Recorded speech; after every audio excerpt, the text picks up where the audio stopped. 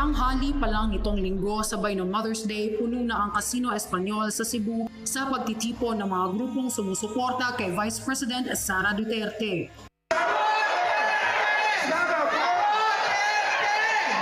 Yan ang hiyaw ng mga kasapi ng RAGE or Reform Alliance for Accountability, Good Governance and Ethics. We'd like to tell the whole world and the whole Filipino nation that Inday is not alone. Dumalo ang Duterte ally na si dating COMELEC Commissioner Attorney Rowena Guanzon. For me, it's very important na sumali ako kasi Bisaya ako eh. It is my honor to be here to show my full support to VP Sara Duterte for President in 2028. Present din ang iba pang mga personalidad sa Visayas katulad ni Attorney Regal Oliva.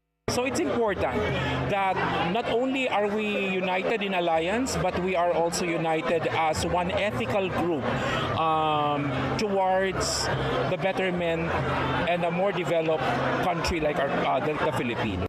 Hindi rin maisasantabi ang isyu na patuloy na pagdetine ni dating Pangulong Rodrigo Duterte sa ICC Detention Facility at nakatakdang first status conference sa kasong Crimes Against Humanity trial laban kay FPRRD sa May 27.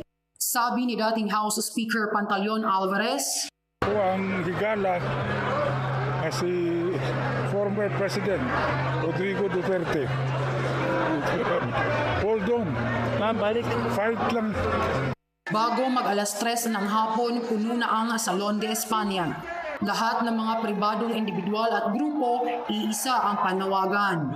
For the RAGE, I just really hope, and to all the parallel groups na under the RAGE, I really hope na mas mapalakas pa and then united ang buong parallel groups or organization involved with this RAGE po. Ayon sa pinsan ni VP Sara na si Congressman Harold Duterte, bukas posibleng pagbobotohan na rin sa House Plenary ang impeachment laban sa bise. Sana hindi ma-impeach. Pinangunahan ni Davao City Mayor Baste Duterte ang unang malaking pagkilos sa Cebu, kung saan may aabot daw sa 600 parallel groups nationwide ang koalisyon.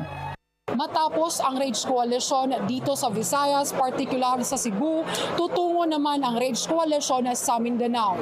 Iisa pa rin ang panawagan na suportahan ang Vice Presidente Sara Duterte.